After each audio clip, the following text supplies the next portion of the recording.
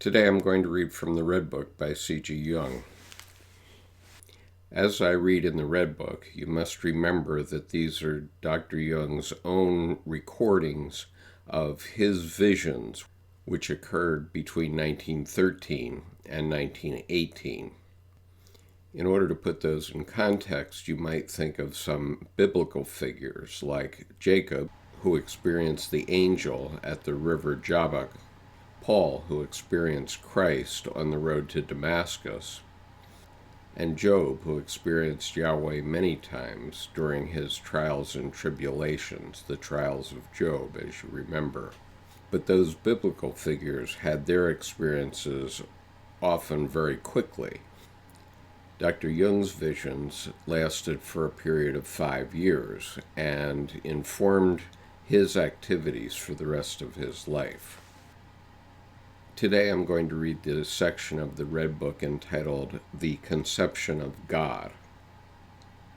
I'm going to read it directly through without giving you the footnotes, and then I'm going to go back at the end and reread specific sentences plus the footnotes that apply to them. This vision began on December 20th, 1913. The Conception of God. On the second night thereafter, I spoke to my soul and said, "This new world appears weak and artificial to me. Artificial is a bad word, but the mustard seed that grew into a tree, the word that was conceived in the womb of the Virgin, became a god to whom the earth was subject." As I spoke thus, the spirit of the depths suddenly erupted. He filled me with intoxication and mist and spoke these words with a powerful voice. "I have received your sprout, you who are to come. I have received it in deepest need and lowliness. I covered it in shabby patchwork and bedded down on poor words. And mockery worshipped it. Your child, your wondrous child, the child of one who is to come, who would announce the Father, a fruit that is older than the tree on which it grew. In pain will you conceive, and joyful is your birth. Fear is your herald. Doubt stands to your right, disappointment to your left. We passed by in our ridiculousness and senselessness when we caught sight of you. Our eyes were blinded, and our knowledge fell silent when we received your radiance. You new spark of an eternal fire, into which night were you born? You will wring truthful prayers from your believers, and they must speak of your glory in tongues that are atrocious to them. You will come over them in the hour of their disgrace, and will become known to them in what they hate, fear, and abhor. Your voice, the rarest pleasing sound, will be heard amid the stammerings of wretches, rejects, and those condemned to worthless. Your realm will be touched by the hands of those who also worship before the most profound lowliness, and whose longing drove them through the mud tide of evil. You will give your gifts to those who pray to you in terror and doubt, and your light will shine upon those whose knees must bend before you unwillingly and who are filled with resentment. Your life is with he who has overcome himself and who has disowned his self-overcoming. I also know the salvation of mercy is given only to those who believe in the highest and faithlessly betray themselves for 30 pieces of silver. Those who will dirty their pure hands and cheat on their best knowledge against error and take their virtues from a murderer's grave are invited to your great banquet. The constellation of your birth is an ill and changing star. These, O child of what is to come, are the wonders that will bear testimony that you are a veritable God.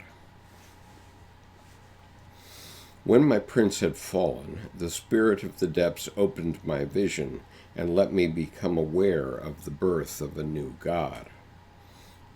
The divine child approached me out of the terrible ambiguity, the hateful beautiful, the evil good, the laughable serious, the sick healthy, the inhuman human, and the ungodly godly. I understood that the God whom we seek in the absolute was not to be found in absolute beauty, goodness, seriousness, elevation, humanity, or even in godliness. Once the God was there. I understood that the new God would be in the relative. If the God is absolute beauty and goodness, how should he encompass the fullness of life, which is beautiful and hateful, good and evil, laughable and serious, human and inhuman? How can man live in the womb of the God if the Godhead himself attends only to one half of him? If we have risen near the heights of good and evil, then our badness and hatefulness lie in the most extreme torment. Man's torment is so great, and the air of the heights so weak, that he can hardly live any more. The good and the beautiful freeze to the ice of the absolute idea, and the bad and hateful become mud puddles full of crazy life. Therefore, after his death, Christ had to journey to hell. Otherwise, the ascent to heaven would have become impossible for him. Christ first had to become his Antichrist, his underworldly brother. No one knows what happened during the 3 days Christ was in hell. I have experienced it. The men of yore said that he had preached there to the deceased. What they say is true, but do you know how this happened? It was folly and monkey business, an atrocious hell's masquerade of the holiest mysteries. How else could Christ have saved his Antichrist? Read the unknown books of the ancients, and you will learn much more from them. Notice that Christ did not remain in hell, but rose to the heights in the beyond. Our conviction of the value of the good and beautiful has become strong and unshakable. That is why life can extend beyond this and still fulfill everything that lay bound and yearning. But the bound and yearning is also the hateful and bad. Are you again indignant about the hateful and the bad? Through this you can recognize how great are their force and value for life. Do you think that it is dead in you? But this dead can also change into serpents. These serpents will extinguish the prince of your days. Do you see what beauty and joy came over men when the depths unleashed this greatest war? And yet it was a frightful beginning. If we do not have the depths, how do we have the heights?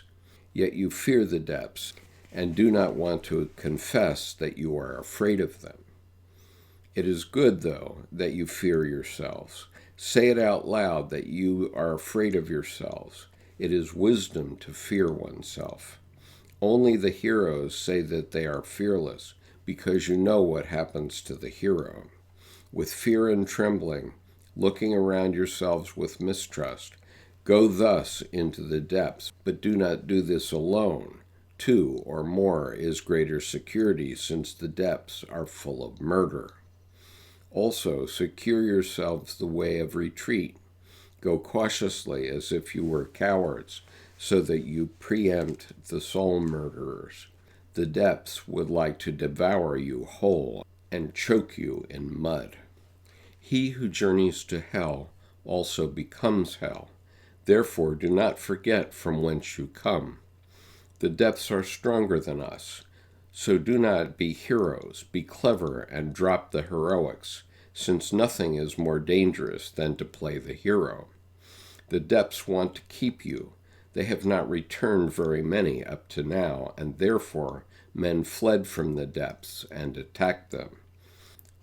What if the depths, due to the assault, now change themselves into death? But the depths indeed have changed themselves into death. Therefore they awoke, they inflicted 1,000-fold death. We cannot slay death, as we have already taken all life from it. If we still want to overcome death, then we must enliven it.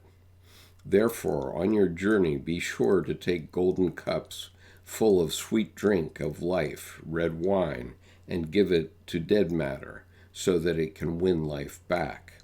The dead matter will change into black serpents.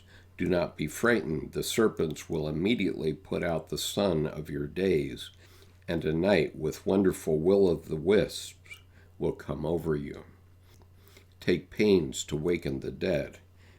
Dig deep mines and throw in sacrificial gifts, so that they may reach the dead. Reflect in good heart upon evil. This is the way to the ascent. But before the ascent, everything is night and hell. What do you think of the essence of hell? Hell is when the depths come to you with all that you no longer are or are not yet capable of. Hell is when you can no longer attain what you could attain. Hell is when you must think and feel and do everything that you know you do not want. Hell is when you know that your having to is also a wanting to, and that you yourself are responsible for it. Hell is when you know that everything serious that you have planned with yourself is also laughable, and that everything fine is also brutal, that everything good is also bad, that everything high is also low, and that everything pleasant is also shameful. But the deepest hell is when you realize that hell is also no hell, but a cheerful heaven. Not a heaven in itself, but in this respect a heaven, in that respect a hell. That is the ambiguity of the God. He is born from a dark ambiguity and rises to a bright ambiguity. Unequivocalness is simplicity and leads to death, but ambiguity is the way of life. If the left foot does not move, then the right one does, and you move. The God wills this. You say the Christian God is unequivocal. He is love. But what is more ambiguous than love? Love is the way of life. But your love is only on the way of life if you have a left and a right. Nothing is easier than to play at ambiguity, and nothing is more difficult than living ambiguity. He who plays is a child. His God is old and dies. He who lives is awakened.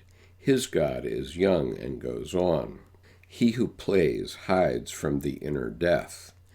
He who lives feels the going onward and immortality. So leave the play to the players. Let fall what wants to fall. If you stop it, it will sweep you away. There is a true love that does not concern itself with neighbors. When the hero was slain and the meaning recognized in the absurdity, then all tension came rushing down from gravid clouds, when everything had become cowardly and looked to its own rescue. I became aware of the birth of God. Opposing me, the God sank into my heart when I was confused by mockery and worship, by grief and laughter, by yes and no. The one arose from the melting together of the two. He was born as a child from my own human soul, which had conceived him with resistance like a virgin.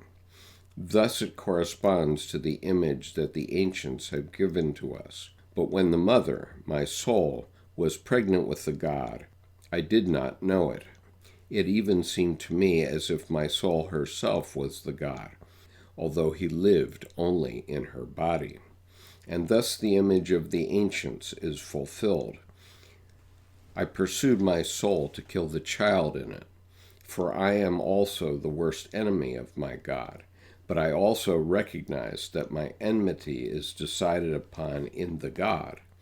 He is mockery and hate and anger, since this is also a way of life. I must say that the god could not come into being before the hero had been slain. The hero, as we understand him, has become an enemy of the god, since the hero is perfection. The gods envy the perfection of man, because perfection has no need of the gods. But since no one is perfect, we need the gods. The gods love perfection because it is the total way of life, but the gods are not with him who wishes to be perfect, because he is an imitation of perfection. Imitation was a way of life when men still needed the heroic prototype. The monkey's manner is a way of life for monkeys, and for man as long as he is like a monkey. Human apishness has lasted a terribly long time, but the time will come when a piece of that apishness will fall away from men. That will be a time of salvation, and the dove and the eternal fire and redemption will descend. Then there will no longer be a hero and no one who can imitate him, because from that time henceforth all imitation is cursed. The new God laughs at imitation and discipleship. He needs no imitators and no pupils. He forces men through himself. The God is his own follower in man. He imitates himself. We think that there is singleness within us and commonality outside of us. Outside of us is the communal in relation to the external, while singleness refers to us. We are single if we are in ourselves, but communal in relation to what is outside us. But if we are outside of ourselves, then we are single and selfish in the communal. Our self suffers privation if we are outside of ourselves, and thus it satisfies its need with communality. Consequently, communality is distorted into singleness. If we are in ourselves, we fulfill the need of the self, we prosper, and through this we become aware of the needs of the communal and can fulfill them. If we set a God outside of ourselves, he tears us loose from the self, since the God is more powerful than we are. Our self falls into privation. But if the God moves into the self, he snatches us from what is outside us. We arrive at singleness in ourselves, so the God becomes communal in reference to what is outside us, but single in relation to us. No one has my God, but my God has everyone, including myself. The gods of all individual men always have all other men, including myself. So it is only the one God despite his multiplicity. You arrive at him in yourself, and only through yourself seizing you. It seizes you in the advancement of your life. The hero must fall for the sake of our redemption, since he is the model and demands imitation. But the measure of imitation is fulfilled. We should become reconciled to solitude in ourselves and to the God outside of us. If we enter into this solitude, then the life of the God begins. If we are in ourselves, then the space around us is free, but filled by the God. Our relations to men go through this empty space and also through the God. But earlier it went through selfishness, since we were outside of ourselves. Therefore, the Spirit foretold to me that the cold of outer space will spread across the earth. With this he showed me in an image that the God will step between men and drive every individual with the whip of icy cold to the warmth of his own monastic hearth. Because people are beside themselves, going into raptures like madmen. Selfish desire ultimately desires itself. You find yourself in your desire, so do not say that desire is vain. If you desire yourself, you produce the divine Son in your embrace with yourself. Your desire is the father of the God. Yourself is the mother of the God. But the Son is the new God, your master. If you embrace yourself, then it will appear to you as if the world has become cold and empty. The coming God moves into this emptiness. If you are in your solitude and all the space around you has become cold and unending, then you have moved far from men, and at the same time you have come near to them as never before.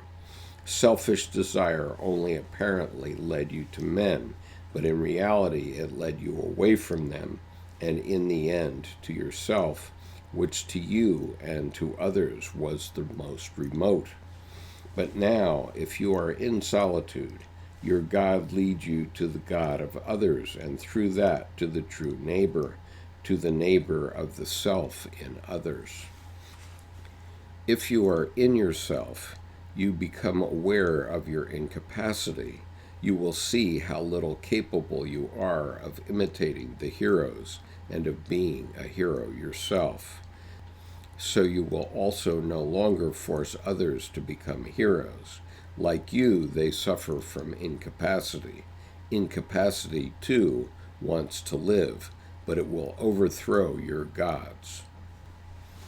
Footnotes. One of the earliest sentences is, "Artificial is a bad word, but the mustard seed that grew into a tree, the word that was conceived in the womb of a virgin, became a god to whom the earth was subject." Footnote. A reference to Christ's parable of the mustard seed, Matthew 13:31 and 32. The kingdom of heaven is like to a grain of mustard seed, which a man took and sowed in his field, which indeed is the least of all seeds, but when it is grown, it is the greatest among herbs, and becometh a tree. Luke 13:18-20, Mark 4:30-32. God's statement is, "You will come over them in the hour of their disgrace, and will become known to them in what they hate, fear, and abhor." Footnote. In Mark 16:17, Christ stated that those who believe shall speak with new tongues. The issue of speaking in tongues is discussed in 1 Corinthians 14 and is central to the Pentecostal movement. And a later statement of the God, "Your life is with he who has overcome himself and who has disowned his self-overcoming." Footnote. The theme of self-overcoming is an important one in the work of Nietzsche. In Thus Spoke Zarathustra, Nietzsche writes, quote, "I teach you the Superman. Man is something that should be overcome. What have you done to overcome him? All creatures hitherto have created something beyond themselves. And do you want to be the ebb of this great tide and return to the animals rather than overcome man?"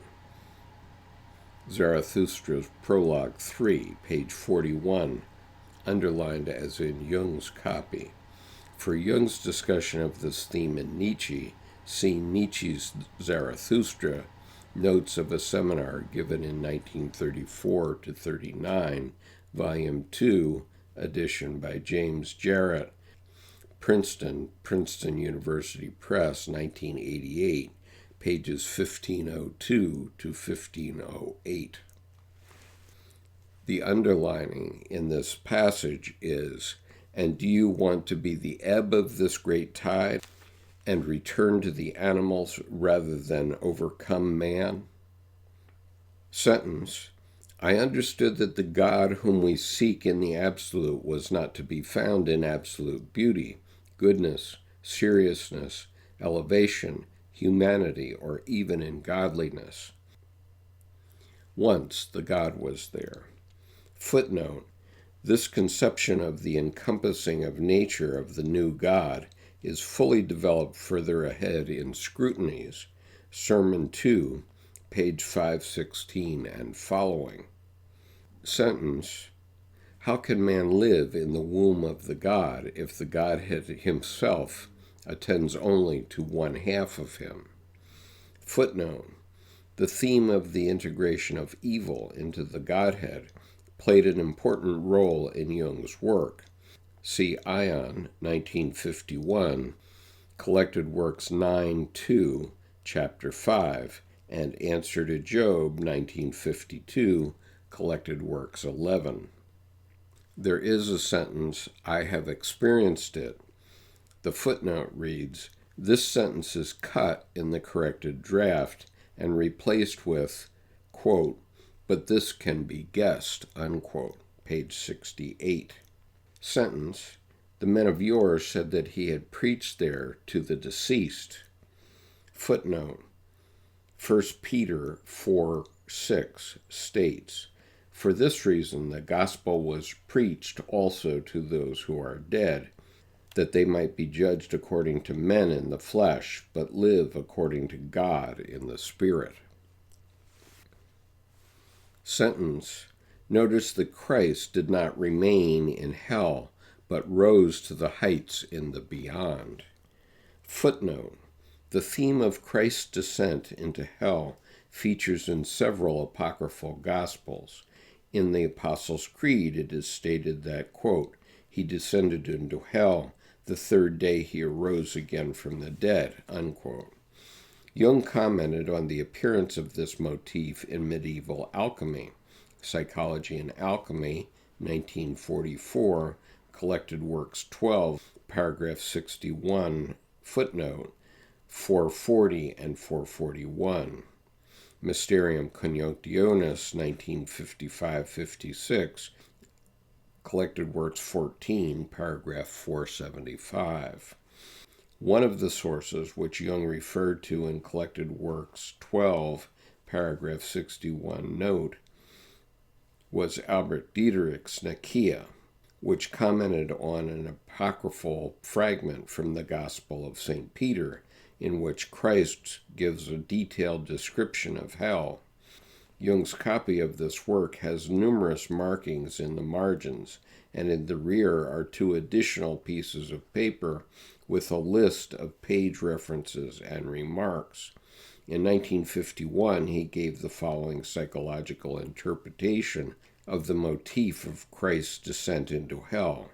Quote, the scope of the integration is suggested by the descensus ad infernos, the descent of Christ's soul into hell, whose work of redemption also encompasses the dead.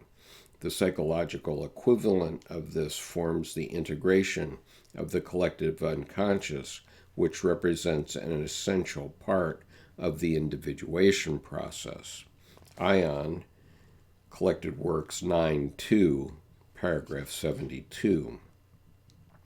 In 1938, he noted, quote, the 3 days' descent into hell during death describes the sinking of the vanished value into the unconscious, where, by conquering the power of darkness, it establishes a new order and then rises up to heaven again. That is, attains supreme clarity of consciousness, unquote. Psychology and Religion, Collected Works 11, paragraph 149. The, quote, unknown books of the ancients, unquote, refer to the apocryphal Gospels. Sentence, but this dead can also change into serpents. Footnote, the draft continues, but the serpent is also life. In the image furnished by the ancient, the serpent put an end to the childlike magnificence of paradise.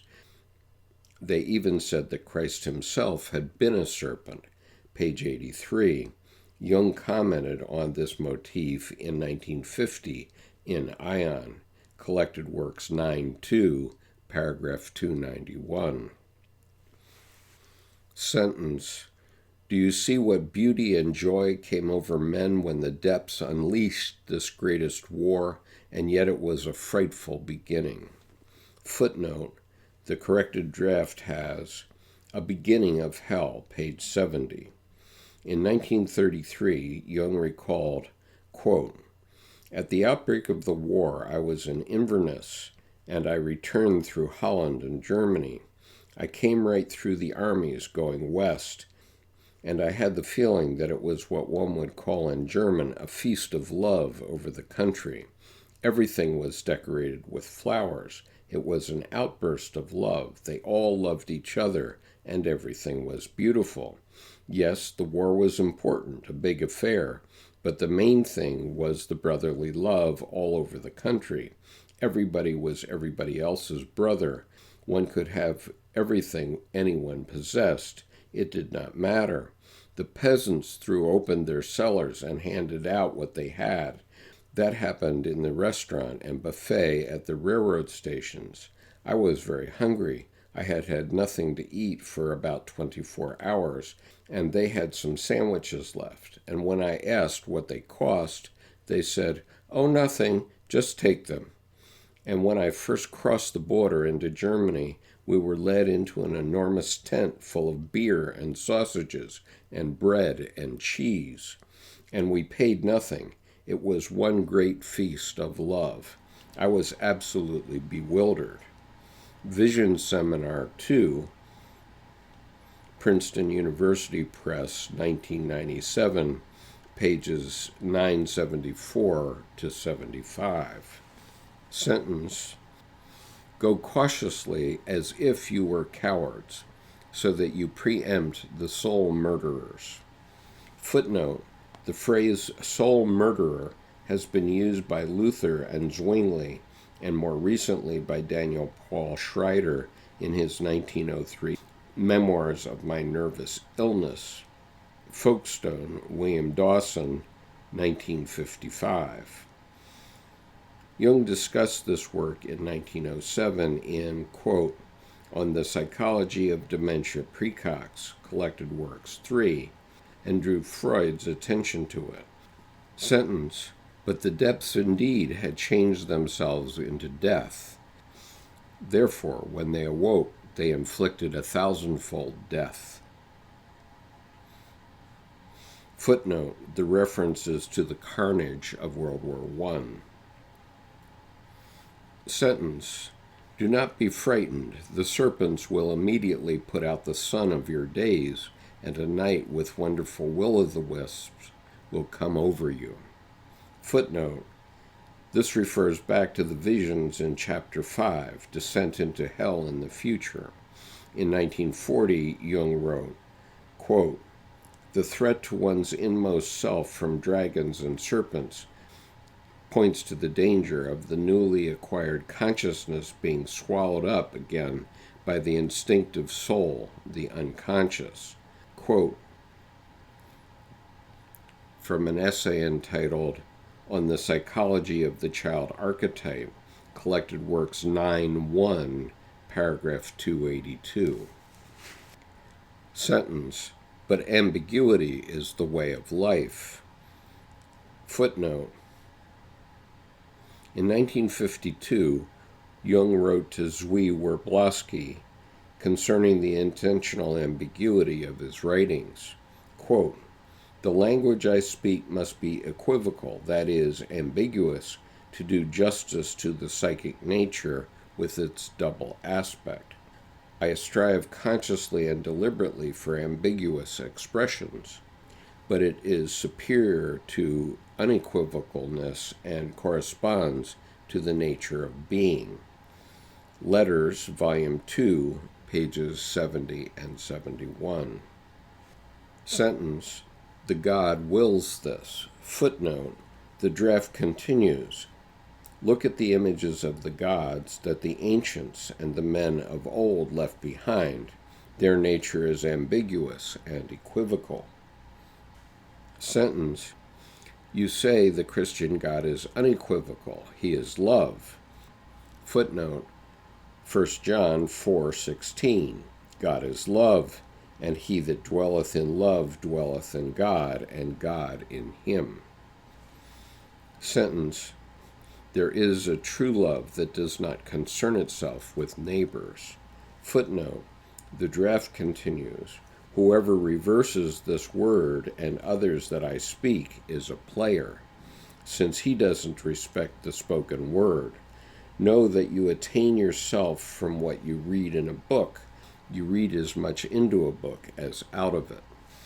Sentence, but the gods are not with him who wishes to be perfect, because he is an imitation of perfection. Footnote. The importance of wholeness above perfection is an important theme in Jung's later work. Ion, 1951, Collected Works 9-2, paragraph 123. Mysterium Conjunctionis, 1955-56, Collected Works 14, paragraph 616. Sentence. Imitation was a way of life when men still needed the heroic prototype. Footnote. In 1916, Jung wrote, quote, Man has one ability which, though it is of greatest utility for collective purposes, is the most pernicious for individuation, and that is imitation. Collective psychology can hardly dispense with imitation. From an essay entitled The Structure of the Unconscious, Collected Works 7, paragraph 463. In another essay entitled On the Psychology of the Child Archetype, 1940, Jung wrote about the danger of identifying with the hero. Quote, this identity is often very extremely stubborn and dangerous for the equilibrium of the soul. If the identity can be dissolved, the figure of the hero, through the reduction of consciousness to a human level, can gradually be differentiated into a symbol of the self. Collected Works 9-1, paragraph 303. Sentence. The hero must fall for the sake of our redemption, since he is the model and demands imitation. But the measure of imitation is fulfilled. Footnote. This is an interpretation of the murder of Siegfried in Liber Primus, chapter 7, Murder of the Hero.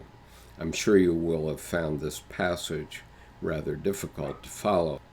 You may need to listen to it several times more in order to appreciate its significance.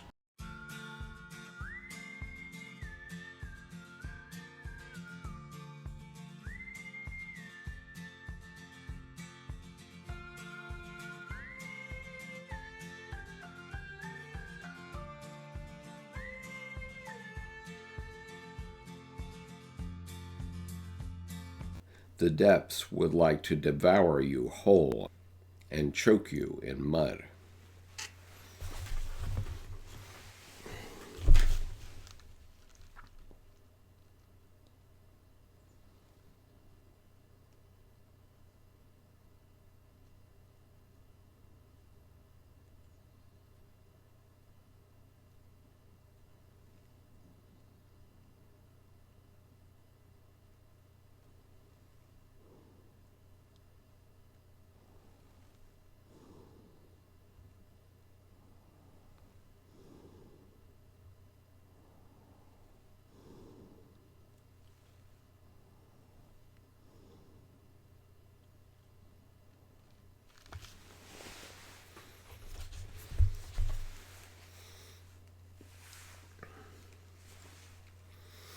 He who journeys to hell also becomes hell.